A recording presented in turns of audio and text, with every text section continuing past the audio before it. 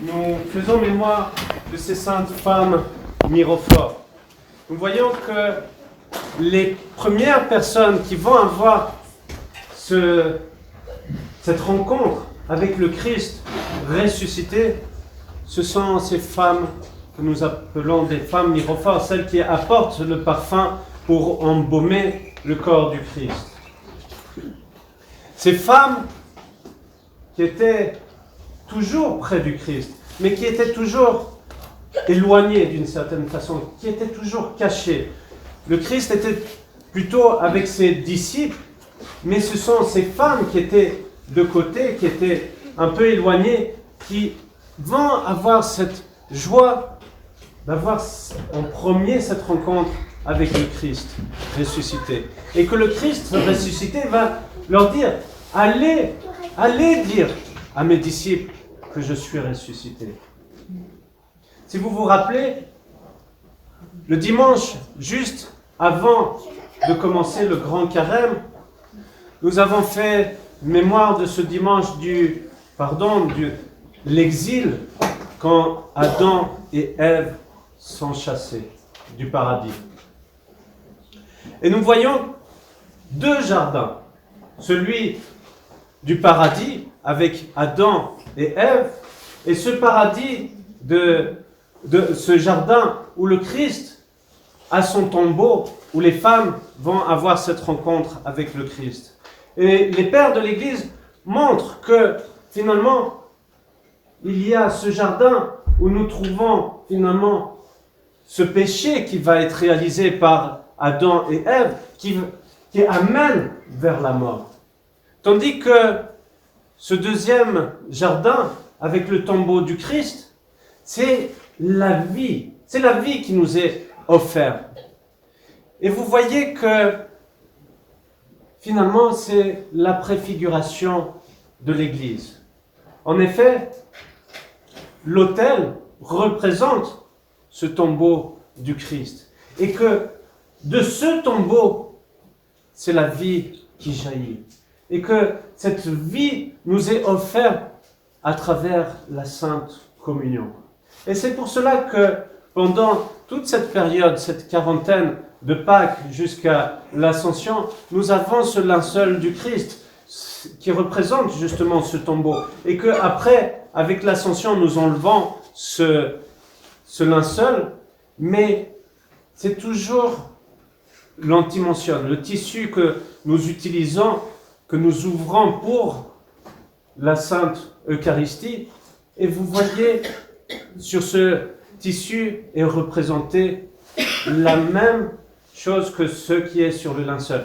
Et c'est pour montrer que vraiment, l'autel est cette tombe, ce tombeau du Christ qui nous donne la vie.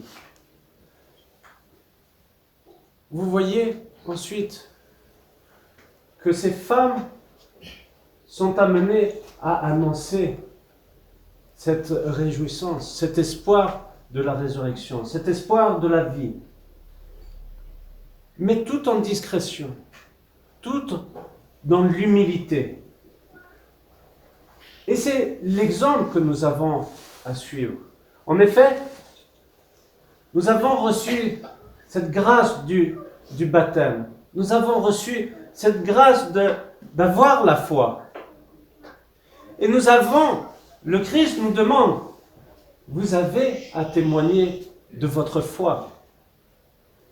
C'est difficile, je vous l'admets, c'est difficile de témoigner de sa foi quand les gens qui nous entourent, que ce soit au travail, que ce soit à l'école, ne partagent pas cette foi. Mais n'ayez pas honte d'avoir la foi. N'ayez pas honte face à d'autres personnes qui n'ont pas la foi, d'avoir vous-même la foi. Nous avons reçu cette grâce. Nous ne sommes pas dans le prosélytisme où nous avons à dire devenez tous orthodoxes, recevez le baptême et tout cela. Mais si nous avons honte de notre foi, que nous avons honte du Christ, comment pouvons-nous être appelés chrétiens? Chrétien, c'est être disciple. Chrétien, c'est d'avoir la foi et de vouloir transmettre. Transmettre comment? Par des petites choses. la première des choses, c'est cette paix. Comme le Christ nous offre cette paix. En effet, la première chose qu'il va faire ensuite, c'est d'aller voir ses disciples, d'être à cette rencontre avec les disciples qui sont réunis tout de suite après cette mort du Christ, qui sont réunis pour louer Dieu, pour prier, pour avoir cette fraction du pain. Et le Christ se présente à eux, toutes portes fermées, et leur dit que la paix soit avec vous, que ma paix soit toujours avec vous. Et c'est ça que nous recevons à travers notre baptême, à travers les sacrements, à travers l'Église. C'est cette paix. Alors, transmettons autour de nous cette paix. En effet, nous voyons toutes ces guerres, tous ces conflits, mais encore plus près de nous, toutes ces querelles qui peuvent alimenter, que ce soit même dans nos familles. Donnons cette paix. Partageons cette paix. Cette paix qui est accompagnée de l'amour. Le vrai amour. L'amour sincère, pas l'amour égoïste. Nous sommes souvent dans cet esprit d'amour égoïste où, en fait, je suis avec l'autre parce que celui-là va me donner cela ou ceci. Et nous ne sommes pas dans cet amour de sacrifice, comme le Christ a eu pour chacun d'entre nous. Il est mort par amour pour chacun d'entre nous.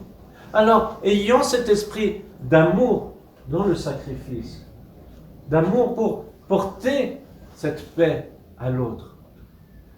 Alors, chers frères et sœurs, gardez cet espoir, gardez cet amour, gardez cette paix et transmettez-la autour de vous. Et c'est ça qui fait que nous sommes Église.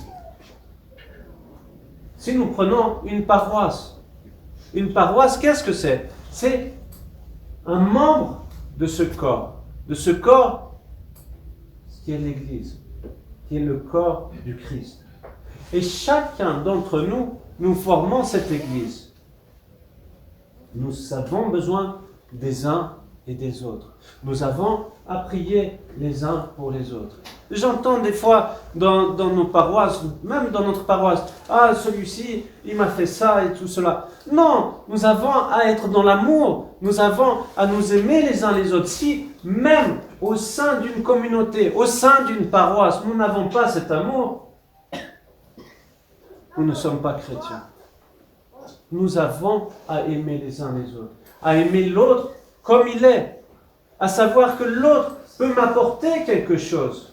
En effet, chacun d'entre nous, nous avons reçu un charisme. Chacun d'entre nous, nous avons une vocation. Ce n'est pas pour cacher cette vocation, c'est pour la partager autour de soi, de faire fructifier cela et de faire bénéficier les uns les autres de ce charisme. Ce n'est pas juste le prêtre qui fait l'église, qui fait la paroisse. C'est ensemble. Et nous avons à vivre de cela. Prenez conscience de cela. Que nous avons besoin les uns des autres. Que nous ne sommes pas juste là pour dire « je vais profiter de cela ». Ou sinon aller au supermarché, si j'ose dire. Je suis un peu radical. Mais nous venons à l'église pour partager. Partager ce pain qui est le corps du Christ. Partager ce que Dieu m'a offert comme charisme pour l'autre. Alors soyez dans cet esprit de partage. Soyez Église, incarnez l'Église et transmettez autour de vous. Amen.